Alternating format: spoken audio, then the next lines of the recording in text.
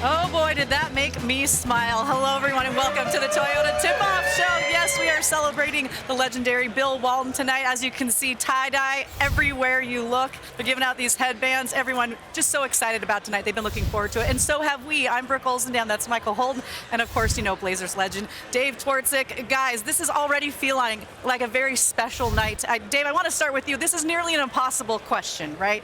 But Bill Walton, do you have a very special memory that you would be willing to share with us? Brooke, I don't have one specific story. One thing I do remember, the first time we played the Lakers, Bill always had himself listed at 6'11". I remember going out for the center jump, and he's jumping against Kareem. Oh. Kareem's listed at 7'2".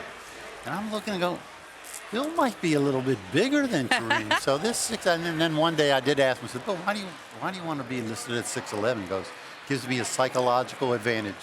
Shows you how smart and how in-depth he is with the game and everything. So I want to have a little bit of an advantage. When I come out, man, he's a lot bigger than 6'11". But I hope people understand how really good this guy was. I mean, it wasn't just a 2-year run. People ask me, once they find out I played with the Blazers, well, who's the best player? I said, well, Bill Walton. Well, the conversation stops there as far as anybody else on the team. What was he like? He could have been, had he stayed healthy, he could have been the second best center to ever play. And that's not putting any shame on Kareem. I think Wilt Chamberlain was the best player to ever play. Kareem, if you needed his bucket late, you go to him. But as far as building a team, Bill did everything. He blocked shots, he rebounded, he could score. And he truly loved his teammates. He loved this city. He loves this franchise. Seeing this intro, I know. Just a big smile on my face. Same, I couldn't agree more.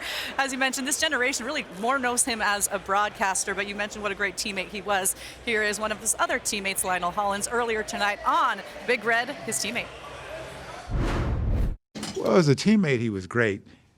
Bill made all of his teammates better.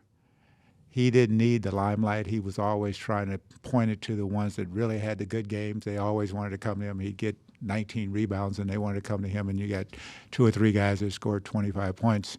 And he was like, those are the guys, I was just a part of it.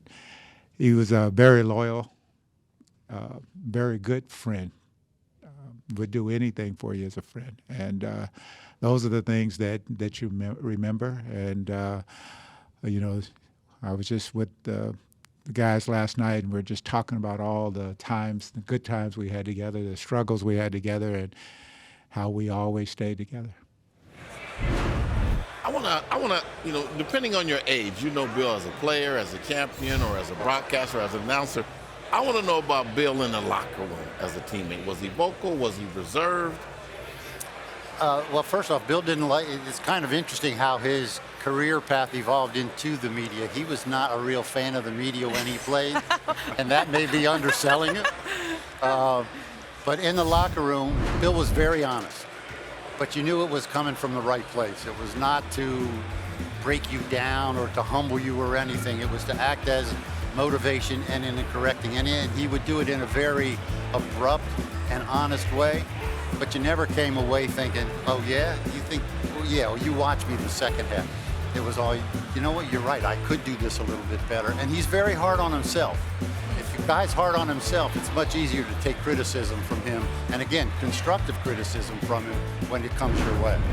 And it seemed as though Bill was simply a perfect fit for the Portland Trail Blazers. What did he mean to this community? Well, I think he symbolized what the Northwest is like. I mean, he was a free spirit. He had he and I, you talk about opposite ends of the spectrum, lifestyle and beliefs, but stuff like that never bothered once you set foot on the floor. It was, you know what, we were putting on the Blazer uniform, we're a Blazer team. The impact he had on this, he loved this area, and he loved these fans, and they gave it back to him, and he was the main reason we ended up winning the championship. And it wasn't because he just had 2 good years. He made, like Lionel said, he made everybody else better. He lifted everybody else up. Dave, thank you so much for being here, not only for the celebration, but for joining us here on set. We love you. Oh, well, it's great coming back. We never thought we would leave here, so any excuse to come back, I'm here. Open door policy for you, my friend.